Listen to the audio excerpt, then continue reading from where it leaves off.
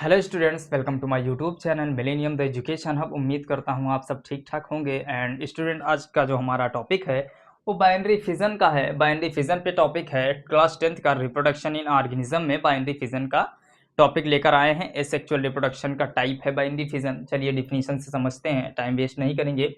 Binary fission is a type of asexual reproduction. Binary fission क्या है? Asexual reproduction का type है, सीधी बात।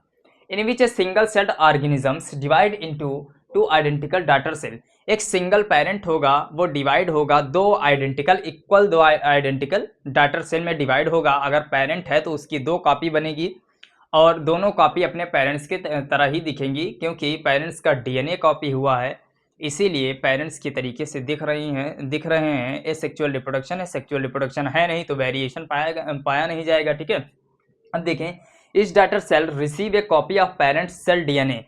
जो भी ये मान लीजिए पेरेंट डीएनए है, ठीक, पेरेंट बॉडी है, ये ऑस्प्रिंग इसका बना हुआ है, तो ऑस्प्रिंग बिल्कुल पेरेंट्स की तरीके से दिखेंगे, क्योंकि पेरेंट्स का डीएनए कॉपी होकर बना हुआ है। सेक्सुअल रिप्रोडक्शन नहीं है, इसीलिए वेरिएशन नहीं पाया जाएगा।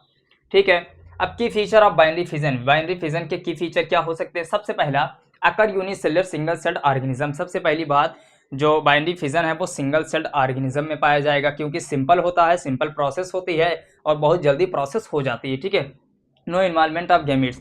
गेमीट का इसमें फॉर्मेशन होगा ही नहीं। अगर गेमीट का फॉर्मेशन होता तो सेक्सुअल रिप्रोडक्शन हो जाता। ठीक है, अब देखें, नो सेक्स सेल्स फॉर्मेशन। ठीक है, process quick and simple. Process जो होगी वो बहुत ही सिंपल होगी, बहुत जल्द हो जाएगी, क्योंकि ये सारे इनकी लाइफ स्पैन बहुत कम होती है, इसीलिए अगर जल्दी पैदा ये नहीं होंगे तो इनका अस्तित्व खत्म हो जाएगा। Offspring are genetically identical to parent. जो ऑस्प्रिंग बनेगा वो बिल्कुल अपने पेरेंट्स के तरीके से होगा, क्योंकि अभी हमने आपको बताया सेक्सुअल रिप्रोडक्शन नहीं होगा, वेरिएशन नहीं देखा जा सकता है, इसीलिए ये बिल्कुल अपने पेरेंट्स के तरीके से दिखेंगे जो ऑस्प्रिंग पैदा होने वाली है या होगी। ठीक है, स्टेप क्या है बाइनरी फिजन के? स्टेप क्या है, कौन कौन से स्टेप इसमें इन्वॉल्व हैं जिसमें बाइनरी फिजन पूरा डन होता है? सबसे पहले क्या होगा, अगर एक अमीबा है, मान लीजिए वहाँ पे अमीबा है, अभी हम आपको समझाने की कोशिश करेंगे। तो स्टेप ऑफ बाइनरी फिजन की क्या है? सबसे पहले डीएनए रिप्लिकेशन। अगर पेरेंट बॉडी है, सबसे पहले डीएनए रिप्लिकेशन होगा, डीएनए एक से डबल बनेगा, डीएनए कॉपी बन जाएगी। ठीक है, सेल इलांगेशन। अब ये अमीबा है, यहाँ पे आप देख रहे हैं सेल का इलांगेशन होना चालू हो गया है। ठीक है, इतनी स्टेप होती हैं बाइनरी फिजन में। Division of cytoplasm.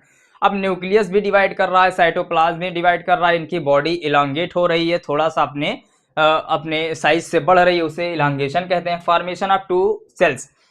अब सबसे पहला ये पेरेंट अमीबा है, मान लीजिए पेरेंट अमीबा है, इसके न्यूक्लियस में या डीएनए या न्यूक्लियस कॉपी होना चालू होगा, इसकी बॉडी इलांगेट होना चालू होगी, सबसे पहले अपने साइज से बढ़ने लगेगी, डीएनए एंड साइटोप्लाज्म डिवाइड होना चालू हो जाएगा। ठीक है, यहाँ पे आप देख रहे हैं इलांगेशन ऑफ सेल इलांगेट हो रही है, अमीबा है। यहाँ पे देखिए division of nucleus and cytoplasm. Nucleus और साइटोप्लाज्म का डिवीजन हो चुका है। अब जो अमीबा की पेरेंट बॉडी है वो ब्रेक हो जाएगी, दो पार्ट्स में, टू आइडेंटिकल डॉटर सेल बन जाएगी।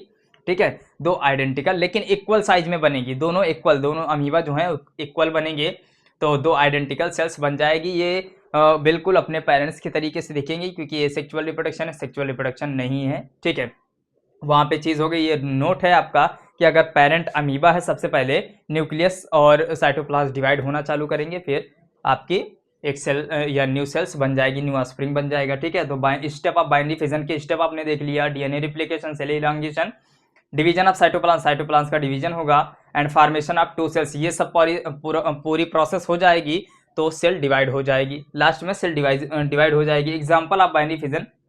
बाइनरी फिजन के एग्जाम्पल क्या क्या हो सकते हैं? अमीबा हो गया है, पैरामीशियम हमारा हो गया, यूग्लिना हो गया, बैक्टीरिया हो गया, ये सभी जितने भी लोअर माइक्रो ऑर्गेनिज्म हैं उनमें हमारा बाइनरी फिजन देखा जाता है। ठीक है, तो उम्मीद करता हूँ स्टूडेंट आपको समझ में आया होगा। ऐसे ही लेक्चर देखने के लिए हमारे चैनल को सब्सक्राइब करें एंड फॉलो करें। Thank you.